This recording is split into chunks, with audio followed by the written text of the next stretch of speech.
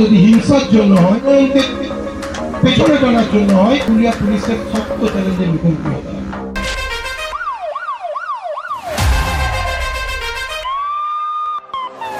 Hello বন্ধুরা, welcome to my new video. তো আজকে আমি এখন আছি অযোধ্যা পাহাড়ে।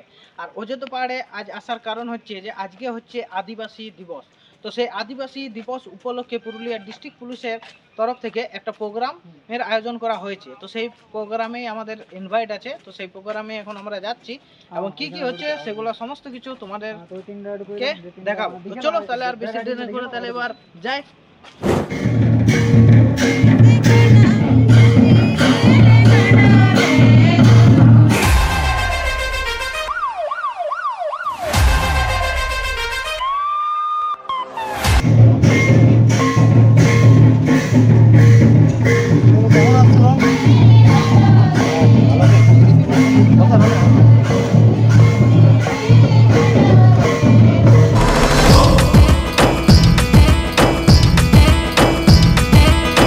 আদিবাসী মানুষ যারা আছেন, আজ আদিবাসী দিবস, তাদের বিশেষ অনুষ্ঠান এগুলো চলছে আমাদের শিবিরের বাইরে। এনারা এখানে আউটডোর এবং ইনডোরের সর্বোপরি যে কোর্স কোঅর্ডিনেশন এবং আউটডোর কোঅর্ডিনেশন, সেটার জন্য এনারা এখানে আজ থেকে রেসিডেন্সিয়াল 3 মাস হিসাবে ওনারা থাকবেন, সবসময় এনারা উপস্থিত থাকবেন। এছাড়াও আমাদের আরো অনেক ভালো ভালো টিচাররা আছেন, আমাদের সিনিয়র অফিসাররা আছেন যারা এখানে ক্লাস নেবেন।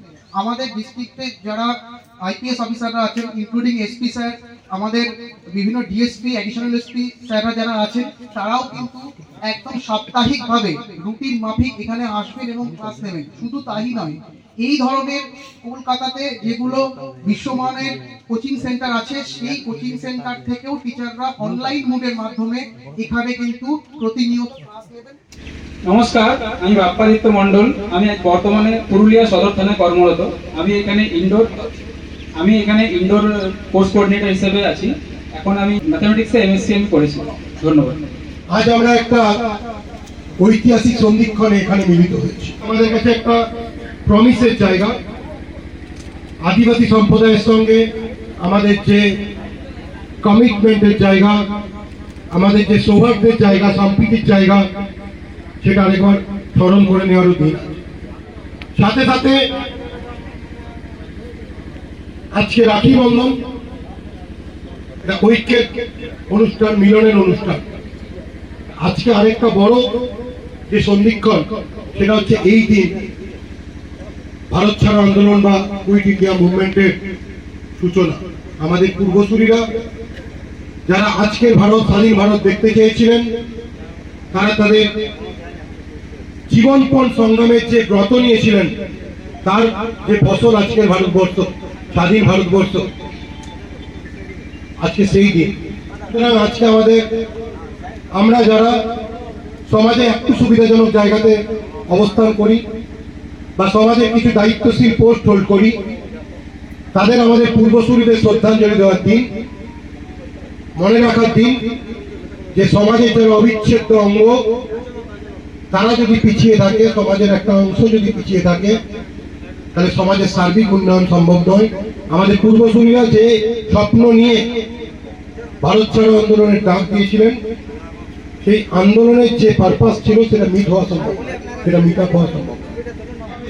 আমাদের সমাজে যারা বাস করে, তারা আদিবাসী সম্প্রদায়ের হতে পারে, তারা ভূমিজ সম্প্রদায়ের হতে পারে, তারা ব্রাহ্মণ সম্প্রদায় হতে পারে, তারা কায়স্থ হতে পারে, তারা মুসলিম হতে পারে, তারা হিন্দু হতে পারে। সকলে মিলে যদি আমরা উন্নয়ন না করতে পারি, সকলের যদি সামাজিক উন্নয়ন না হয়, তাহলে যখন একটা দেহ সুস্থ থাকে না, সেভাবে সমাজও সুস্থ থাকে না, দেশও সুস্থ থাকে না। পশ্চিমবাংলার মানচিত্রে সবচেয়ে বড় দর্শনীয় স্থান দার্জিলিং, তাকে বিট করে দিয়েছে অযোধ্যা। এবং আমি বলবো অযোধ্যার আরো পটেনশিয়াল, অযোধ্যা আরো এগিয়ে যেতে থেকে মনে করিয়ে দিতে চাই, এটা আমরা তোমাদের দিচ্ছি না। আমি তোমাদেরকে প্রথমে কংগ্রেচুলেট করবো এখানে নির্বাচিত হওয়ার জন্য। ইউ পিপল হ্যাভ আর্নড ইট। 264 জনের মধ্যে তোমরা আজকে 56। আমি আশা করব আজকে যে জার্নিটা শুরু হলো, সেই জার্নির শেষে তোমরা 264 থেকে 56 হবে না, তোমরা পশ্চিমবাংলার যে নির্বাচন হবে, সেটা পশ্চিমবঙ্গ পুলিশ হতে পারে, কলকাতা পুলিশ হতে পারে, হতে পারে প্যারামিলিটারিতে, হতে পারে আর্মিতে, তার মধ্যে তোমরা থট লিস্টেড হবে, এটা আমি আশা রাখবো। আমি তোমাদেরকে কনগ্রেচুলেট করছি, তোমরা এটা অর্জন করেছো এই ক্যাম্পে থাকার, এই ক্যাম্পে থেকে পড়াশোনা করার বা নিজেদেরকে আরো বেশি শানিত করার বা নিজেদেরকে তৈরি করার যে অধিকার সেটা তোমরা অর্জন করছো। তোমাদেরকে আমি ধন্যবাদ জানাচ্ছি, তোমাদেরকে অভিনন্দন জানাচ্ছি। শুধু কিছু এনজিও এলো আর দান করলো, এই দানের উপর ভরসা করে অযোধ্যা পাহাড় থাকবে না। অযোধ্যা পাহাড় নিজের পায়ে দাঁড়াবে। অযোধ্যা পাহাড়ের যুবকরা তারা নিজের শ্রম দেবে, তারা নিজেরা পড়াশোনা করবে, তারা নিজেদেরকে প্রতিষ্ঠিত করবে। আর সেই পথে যা যা হেল্প লাগবে আমি প্রশাসনের এখানে দায়িত্ব থেকে বলে যাচ্ছি, সেই জায়গায় নিরন্তর তোমরা আমাদের সাপোর্ট পাবে।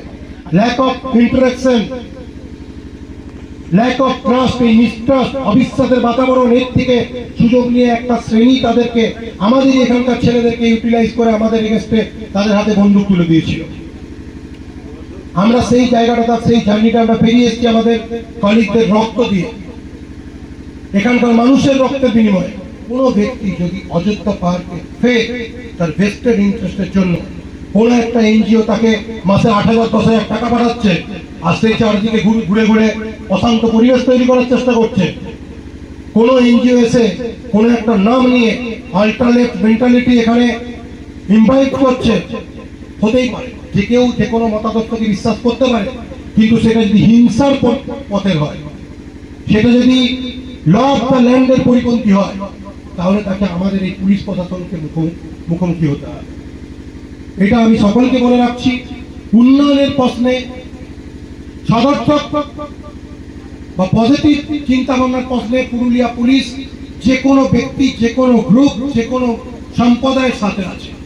কিন্তু তা যদি বিচ্ছিন্নতার জন্য হয়, তা যদি হিংসার জন্য হয়, তা যদি উন্নয়নকে পেছনে টানার জন্য হয়, তো তাকে পুরুলিয়া পুলিশের শক্ত চ্যালেঞ্জের মুখোমুখি হতে হবে।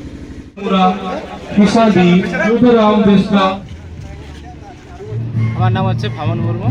ডিস্ট্রিক্ট পুলিশের তরফ থেকে এই যে একটা প্রজেক্ট শুরু হলো, এই প্রজেক্টটাই তোমাদেরকে কি কি সুবিধা দেবে বলে বলেছে? এখানে আমাদেরকে অনেক রকমের পুলিশের সুযোগ সুবিধা দেওয়া হচ্ছে, আচ্ছা, যেমন আছে BSF, CISF, ITBP, Assam rifle, মানে এইসব এগুলা ট্রেনিং দেওয়া হবে। এগুলো ট্রেনিং দেওয়া হবে। আচ্ছা, এদেরকে সিলেক্ট কিভাবে করা হয়েছে? আমাদেরকে সিলেক্ট করা হয়েছে, আমাদের ইন্টারভিউ হয়ে গেছিল। 3 মাস এখানে থাকা খাওয়া সব ব্যবস্থা হবে নাকি এই পুলিশ ক্যাম্পে? Police camp. আচ্ছা,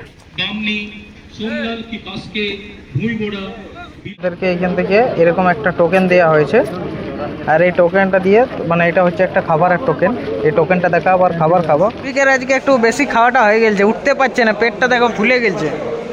ঠিক আছে না, সব ঠিক আছে বন্ধুরা? আজকের মতন এখানে প্রোগ্রাম শেষ হয়ে গেল, আর এবার আমরা যাচ্ছি বাড়ি। এই গাড়িটা এখন আমরা যাব।